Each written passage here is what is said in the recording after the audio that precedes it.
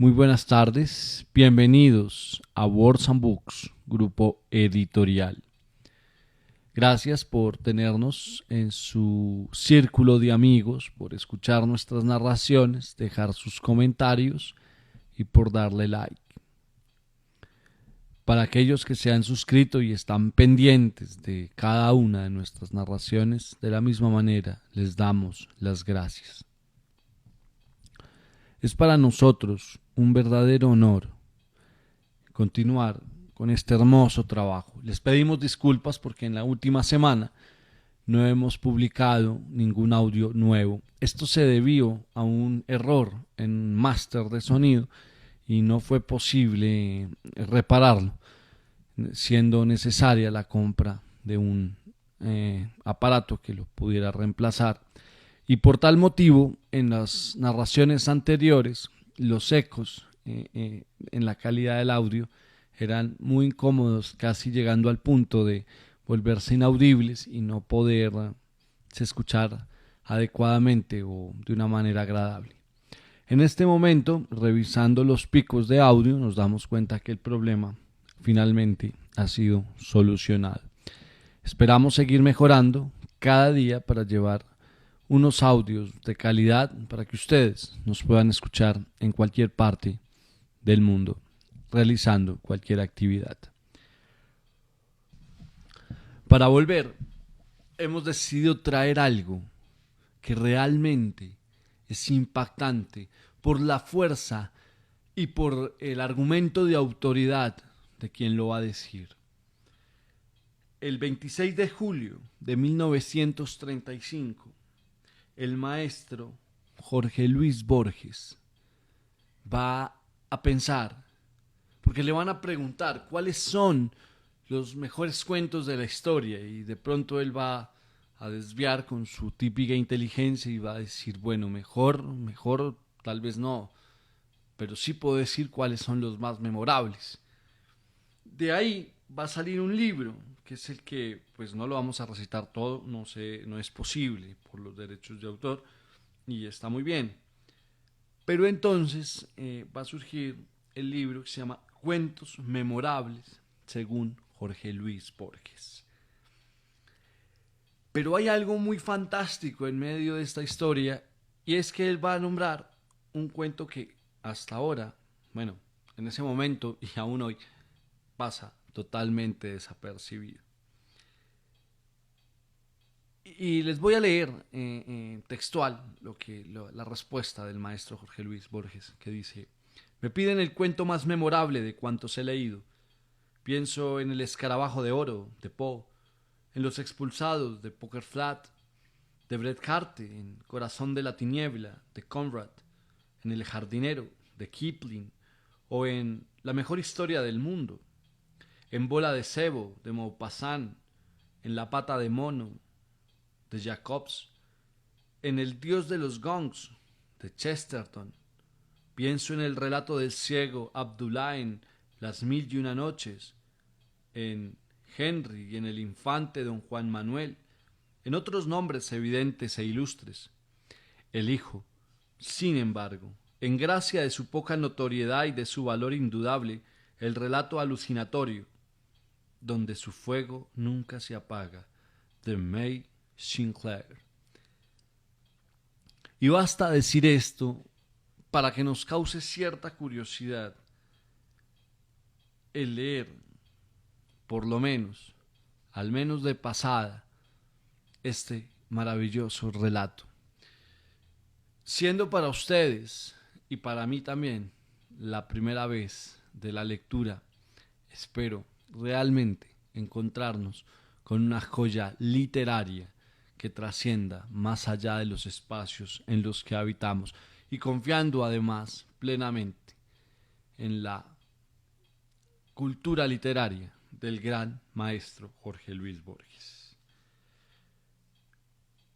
Donde su fuego nunca se apaga, escrito por May Sinclair. No había nadie en el huerto. Enriqueta Lake salió furtivamente al campo por el portón de hierro sin hacer ruido. Jorge Walring, teniente de marina, la esperaba allí. Muchos años después, siempre que Enriqueta pensaba en Jorge Waring, revivía el suave y tibio olor de vino de las flores de Sauco, y siempre que olía flores de Sauco, reveía a Jorge con su bella y noble cara como de artista y sus ojos de azul negro. Ayer mismo la había pedido en matrimonio, pero el padre de ella la creía demasiado joven y quería esperar. Ella no tenía 17 años todavía, y él tenía 20, y se creían casi viejos ya. Ahora se despedían hasta 3 meses más tarde para la vuelta del buque de él. Después de pocas palabras de fe, se estrecharon en un largo abrazo, y el suave y tibio olor de vino de las flores de Sauco se mezclaban en sus besos bajo el árbol. El reloj de la iglesia de la aldea dio las 7, al otro lado de campos de mostaza silvestre, y en la casa sonó un gong. Se separaron con otros rápidos y fervientes besos. Él se apuró por el camino a la estación del tren, mientras ella volvía despacio por la senda, luchando con sus lágrimas. Volverá en 3 meses. Puedo vivir 3 meses más, se decía. Pero no volvió nunca. Su buque se hundió en el Mediterráneo y Jorge con él. Pasaron 15 años. Inquieta esperaba Enriqueta Lake sentada en la sala de su casita de Maida Vale, donde habitaba sola desde hacía pocos años, después de la muerte de su padre. No alejaba su vista del reloj, esperando las 4, la hora en que Oscar Wilde había fijado, pero no estaba muy segura de que él viniera, después de haber sido rechazado el día antes. Y se preguntaba ella por qué razones lo recibía hoy, cuando el rechazo de ayer parecía definitivo, y había pensado ya bien que no debía verlo nunca más, y se lo había dicho bien claro. Se veía a sí misma, erguida en su silla, admirando su propia integridad mientras él quedaba de pie, cabizbajo, abochornado, vencido. Volvía a oírse repetir que no podía y no debía verlo más, que no se olvidara de su esposa, Muriel, a quien él no debía abandonar por un capricho nuevo. A lo que había respondido él, irritado y violento: no tengo por qué ocuparme de ella. Todo acabó entre nosotros. Seguimos viviendo juntos solo por el qué dirán.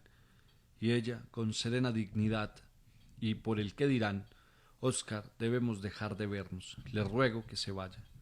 ¿De veras lo dice? Sí, no nos veremos nunca más. No debemos.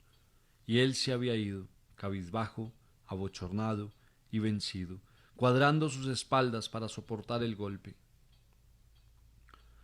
Ella sentía pena por él, había sido dura sin necesidad.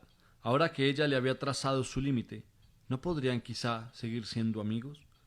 Hasta ayer no estaba claro ese límite, pero hoy quería pedirle que se olvidara él de lo que había dicho. Y llegaron las 4, las 4:30 y las 5.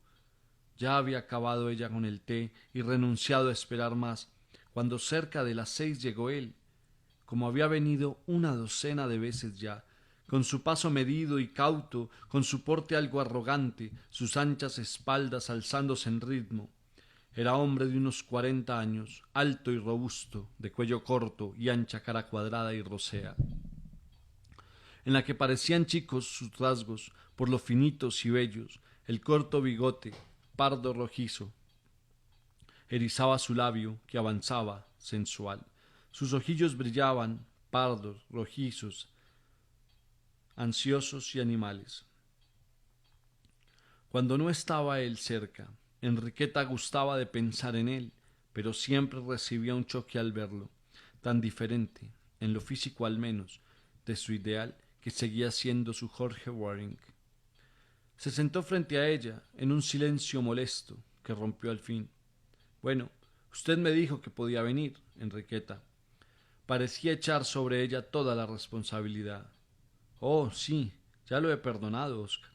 Y él dijo que mejor era demostrárselo cenando con él, a lo que ella no supo negarse y simplemente fueron a un restaurante en Soho. Oscar comía como gourmet, dando a cada plato su importancia, y ella gustaba de su liberalidad ostentosa sin la menor mezquindad. Al fin terminó la cena. El silencio embarazoso de él, su cara encendida le decían lo que estaba pensando, pero, de vuelta, juntos, Él la había dejado en la puerta del jardín, lo había pensado mejor. Ella no estaba segura de si se alegraba o no por ello. Había tenido su momento de exaltación virtuosa, pero no hubo alegrías en las semanas siguientes. Había querido dejarlo porque no se sentía atraída, y ahora, después de haber renunciado, por eso mismo lo buscaba.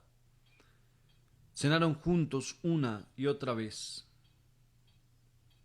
hasta que ella se conoció el restaurante de memoria, las blancas paredes con panales de marcos dorados, las blandas alfombras turcas, azul y punzo, los almohadones de terciopelo carmesí que se prendían en su saya, los destellos de la platería y cristalería en las innumerables mesitas, y las fachas de todos colores, rasgos y expresiones de los clientes, y las luces en sus pantallitas rojas, que tenían el aire denso de tabaco perfumado, como el vino tiñe al agua, y la cara encendida de Oscar, que se encendía más y más con la cena. Siempre, cuando él se echaba atrás con su silla y pensaba, y cuando alzaba los párpados y la miraba fijo, cavilando, ella sabía qué era, aunque no en qué acabaría. Recordaba a Jorge Warren y toda su propia vida desencantada, sin ilusiones ya. No lo había elegido a Oscar, y en verdad no lo había estimado antes, pero ahora que él se había impuesto, a ella no podía dejarlo ir. Desde que Jorge había muerto, ningún hombre la había amado, ninguno la amaría ya. Ya había sentido pena por él, pensando cómo se había retirado, vencido y avergonzado. Estuvo cierta del final antes que él, solo que no sabía cómo y cuándo. Eso lo sabía él. De tiempo en tiempo repitieron las furtivas entrevistas allí, en casa de ella. Oscar se declaraba estar en el colmo de la dicha, pero Enriqueta no estaba del todo segura. Eso era el amor, lo que nunca había tenido, lo deseado y soñado con ardor. Siempre esperaba algo más y más allá, algún éxtasis celeste, supremo, que siempre se anunciaba y nunca llegaba. Algo había en él que le repelía, pero por ser él no quería admitir que le hallaba un cierto dejo de vulgaridad. Para justificarse, pensaba en todas sus buenas cualidades, en su generosidad, su fuerza de carácter, su dignidad, su éxito como ingeniero. Lo hacía hablar de negocios, de su oficina, de su fábrica y máquinas, se hacía prestar los mismos libros que él leía, pero siempre que ella empezaba a hablar, tratando de comprenderlo y acercársele, él no la dejaba, le hacía ver que se salía de su esfera, que toda la conversación que un hombre necesita la tiene con sus amigos hombres. En la primera ocasión y pretexto que hubo en asuntos de él, fueron a París por separado. Por 3 días Oscar estuvo loco por ella y ella por él. A los 6 empezó la reacción. Al final del 10.º día, volviendo de Montmartre, estalló ella en un ataque de llanto y contestó al azar cuando él le inquirió la causa que el Hotel Saint-Pierre era horrible, que le daban los nervios y no lo soportaba más. Oscar, con indulgencia, explicó su estado como fatiga subsiguiente a la continua agitación de esos días. Ella trató con energía de creer que su abatimiento creciente venía de que su amor era mucho más puro y espiritual que el de él, pero sabía perfectamente que había llorado de puro aburrimiento. Estaba enamorada de él, y él la aburría hasta desesperarla, y con Oscar sucedía más o menos lo mismo. Al final de la segunda semana, ella empezó a dudar de si alguna vez, en algún momento, lo había podido amar realmente. Pero la pasión retornó por corto tiempo en Londres. En cambio, se les fue despertando el temor al peligro, que en los primeros tiempos del encanto quedaba en segundo término. Luego, al miedo de ser descubiertos, después de una enfermedad de Muriel, la esposa de Oscar, se agregó para Enriqueta el terror de la posibilidad de casarse con él, que seguía jurando que sus intenciones eran serias y que se casaría con ella en cuanto fuera libre. Esta idea la asustaba a veces en presencia de Oscar, y entonces él la miraba con expresión extraña, como si adivinara, y ella veía claro que él pensaba en lo mismo y del mismo modo. Así que la vida de Muriel se hizo preciosa para ambos. Después de su enfermedad era lo que les impedía una unión definitiva. Pero un buen día, después de unas aclaraciones y reproches mutuos que ambos se sabían desde mucho antes, vino la ruptura y la iniciativa fue de él. 3 años después fue Oscar quien se fue del todo ya en un ataque de apoplejía, y su muerte fue un inmenso alivio para ella. Sin embargo, en los primeros momentos se decía que así estaría más cerca de él que nunca, olvidando cuán poco había querido estarlo en vida, y antes de mucho se persuadió de que nunca habían estado realmente juntos. Le parecía cada vez más increíble que ella hubiera podido ligarse a un hombre como Oscar Wade, y a los 52 años, amiga y ayudante del vicario de Santa María Virgen en Maida Vale, diácona de su parroquia, con capa y velo, cruz y rosario, y devota sonrisa, secretaria del hogar de jóvenes caídas, le llegó la culminación de sus largos años de vida religiosa y filantrópica, en la hora de la muerte. Al confesarse por última vez, su mente retrocedió al pasado y encontróse otra vez con Oscar Wade. Caviló algo si debía hablar de él, pero se dio cuenta de que no podría y de que no era necesario. Por 20 años había estado él fuera de su vida y de su mente. Murió con su mano en la mano del vicario, el que la oyó murmurar: «Esto es la muerte». Creía que sería horrible y no, es la dicha, la mayor dicha. La agonía le arrancó la mano del vicario y enseguida terminó todo.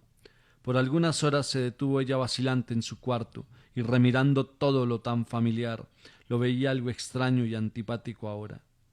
El crucifijo y las velas encendidas le recordaban alguna tremenda experiencia, cuyos detalles no alcanzaban a definir, pero que parecían tener relación con el cuerpo cubierto que yacía en la cama que ella no asociaba a su persona.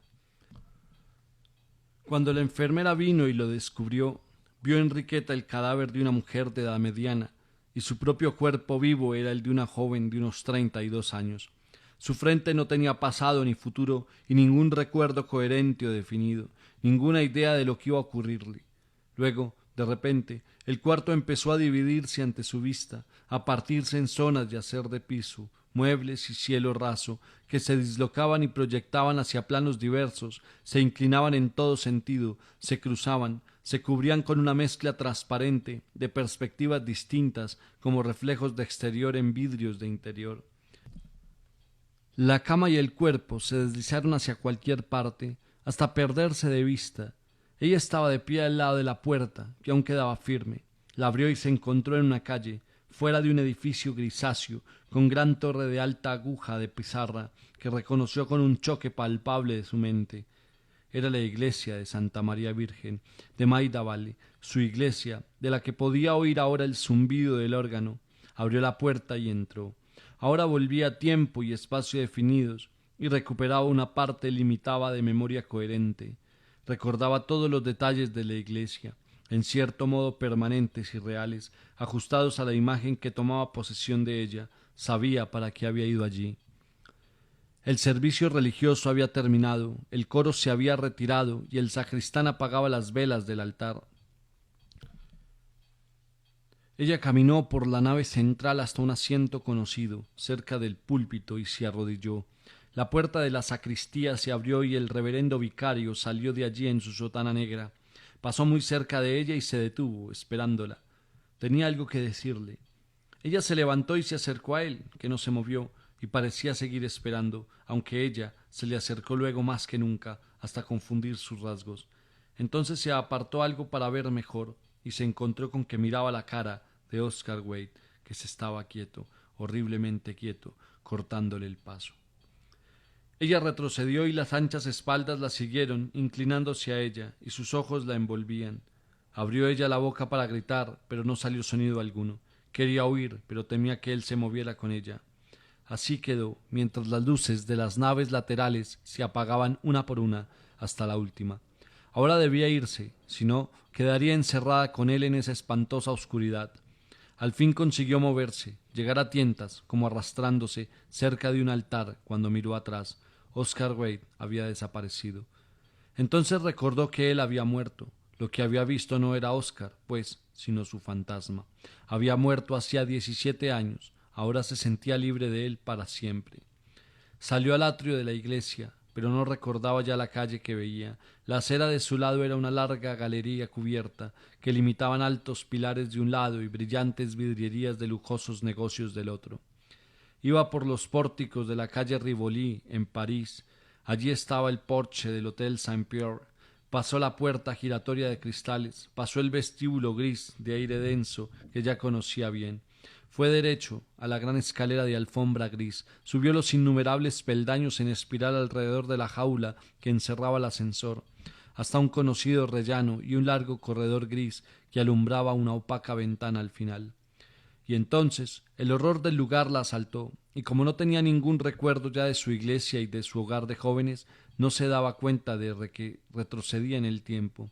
Ahora todo el tiempo y todo el espacio eran lo presente allí. Recordaba que debía torcer a la izquierda, donde el corredor llegaba a la ventana, y luego ir hasta el final de todos los corredores. Pero temía algo que había allí, no sabía bien qué. Tomando por la derecha podría escaparse, lo sabía, pero el corredor terminaba en un muro liso. Tuvo que volver a la izquierda, por un laberinto de corredores hasta un pasaje oscuro, secreto y abominable, con paredes manchadas y una puerta de madera torcidas al final. Con una raya de luz encima podía ver ya el número de esa puerta. 107. Algo había pasado allí, alguna vez, y si ella entraba se repetiría lo mismo. Sintió que Oscar Wilde estaba en el cuarto, esperándola tras la puerta cerrada. Oyó sus pasos mesurados desde la ventana hasta la puerta. Ella se volvió horrorizada y corrió con las rodillas que se le doblaban, hundiéndose a lo lejos por larguísimos corredores grises, escaleras abajo, ciega y veluz como animal perseguido, oyendo los pies de él que la seguían, hasta que la puerta giratoria de cristales la recibió y la empujó a la calle. Lo más extraño de su estado era que no tenía tiempo. Muy vagamente recordaba que una vez había habido algo que llamaban tiempo, pero ella no sabía ya más qué era, se daba cuenta de lo que ocurría o estaba por ocurrir, y lo situaba por el lugar que ocupaba, y medía su duración por el espacio que cruzaba mientras ello ocurría, así que ahora pensaba, si pudiera ir hacia atrás hasta el lugar en que eso no había pasado aún, más atrás aún. Ahora iba por un camino blanco, entre campos y colonias envueltos en leve niebla. Llegó al puente de dorso alzado, cruzó el río y vio la vieja casa gris que sobrepasaba el alto muro del jardín. Entró por el gran portón de hierro y se halló en una gran sala de cielo raso bajo, ante la gran cama de su padre. Un cadáver estaba en ella, bajo una sábana blanca, y era el de su padre, que se modelaba claramente.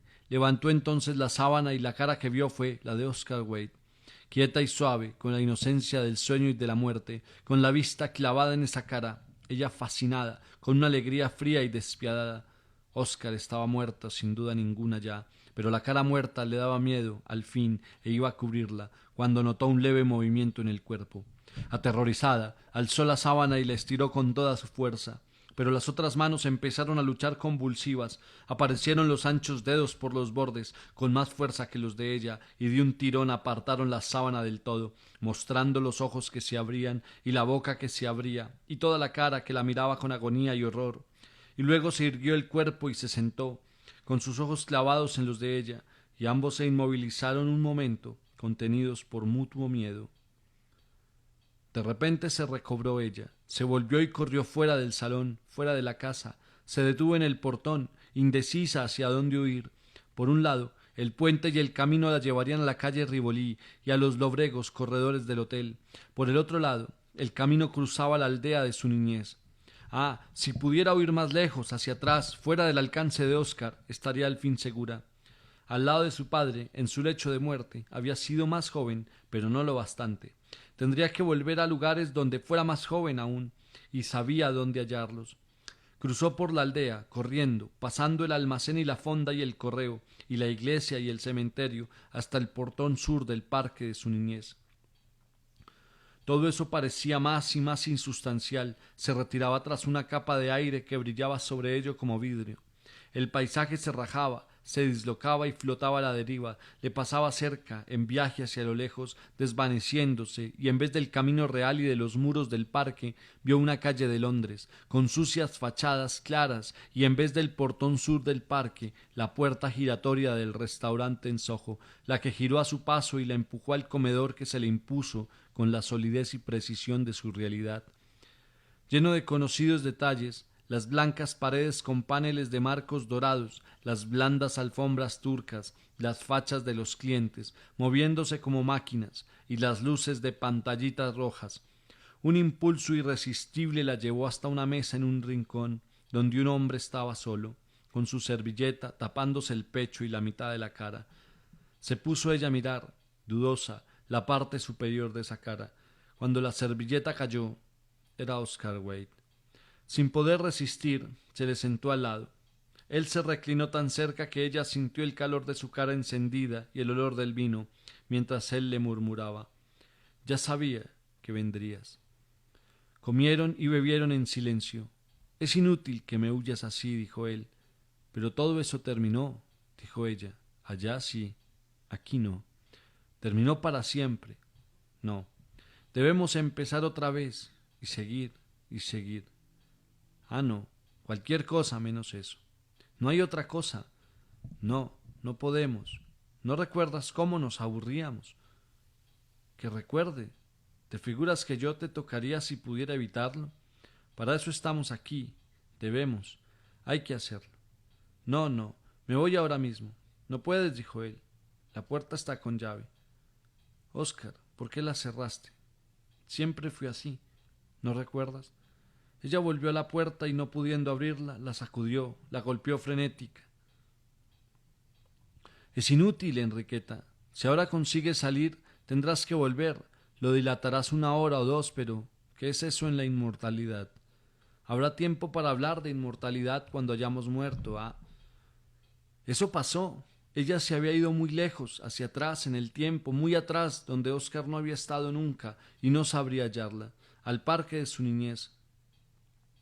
En cuanto pasó el portón sur, su memoria se hizo joven y limpia, flexible y liviana, se deslizaba deprisa sobre el césped, y en sus labios y en todo su cuerpo sentía la dulce agitación de su juventud. El olor de las flores de sauco llegó hasta ella a través del parterre. Jorge Waring estaba esperándola bajo el sauco y lo había visto, pero de cerca el hombre que la esperaba era Oscar Wilde. «Te dije que era inútil querer escapar, Enriqueta. Todos los caminos te retornan a mí. En cada vuelta me encontrarás. Estoy en todos tus recuerdos». «Mis recuerdos son inocentes. ¿Cómo pudiste tomar el lugar de mi padre y de Jorge Waring? Tú, ¿por qué los reemplacé? Nunca. Mi cariño por ellos era inocente. Tu amor por mí era parte de eso. ¿Crees que lo pasado afecta a lo futuro? ¿No se te ocurrió nunca pensar que lo futuro pueda afectar lo pasado?» «Me iré lejos, muy lejos», dijo ella. «Y esta vez iré contigo», dijo él. El sauco, el parque y el portón flotaron lejos de ella y se perdieron de vista. Ella iba sola hacia la aldea, pero se daba cuenta de que Oscar Wilde la acompañaba detrás de los árboles, al lado del camino, paso a paso como ella, árbol a árbol. Pronto sintió que pisaba un pavimento gris y una fila de pilares grises a su derecha y de vidrieras a su izquierda la llevaban al lado de Oscar Wilde, por la calle Rivoli. Ambos tenían los brazos caídos y flojos, y sus cabezas divergían agachadas. «Alguna vez ha de acabar esto», dijo ella. «La vida no es eterna. Moriremos al fin». «¿Moriremos? Hemos muerto ya. ¿No sabes qué es esto y dónde estamos? Esta es la muerte, Enriqueta. Somos muertos. Estamos en el infierno». «Sí, no puede haber nada peor que esto. Esto no es lo peor. No estamos plenamente muertos aún. Mientras tengamos fuerzas para volvernos y huirnos, mientras podamos ocultarnos en el recuerdo. Pero pronto habremos llegado al más lejano recuerdo, y ya no habrá nada más allá, y no habrá otro recuerdo que este». «Pero, ¿por qué? ¿Por qué?», gritó ella. «Porque eso es lo único que nos queda». Ella iba por un jardín entre plantas más altas que ella.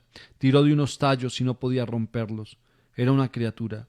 Se dijo que ahora estaría segura. Tan lejos había retrocedido que había llegado a ser niña otra vez. Ser inocente sin ningún recuerdo, con la mente en blanco, era estar segura al fin. Llegó a un parterre de brillante césped, con un estanque circular rodeado de rocalla y flores blancas, amarillas y purpúreas. Peces de oro nadaban en el agua verde oliva. El más viejo, de escamas blancas, se acercaba primero, alzando su hocico, echando burbujas. Al fondo del parterre había un seto de aleñas, cortado por un amplio pasaje. Ella sabía quién hallaría más allá en el huerto. Su madre, que la alzaría en brazos para que jugara con las duras bolas rojas que eran las manzanas colgando de su árbol. Había ido ya hasta su más lejano recuerdo. No había nada más atrás. En la pared del huerto tenía que haber un portón de hierro que daba a un campo. Pero algo era diferente allí, algo que la asustó. Era una puerta gris en vez del portón de hierro. La empujó y entró al último corredor del Hotel Saint-Pierre. Muchísimas gracias. Esperamos que este maravilloso cuento haya llenado de reflexiones su día sobre nuestro presente, nuestro pasado, sobre aquello que verdaderamente amamos y sobre las cosas a las que nos aferramos, que finalmente pueden ser, después de esto, lo único que nos quede. Eso como parte de la reflexión. Dios los bendiga y, como siempre, esperamos sus comentarios.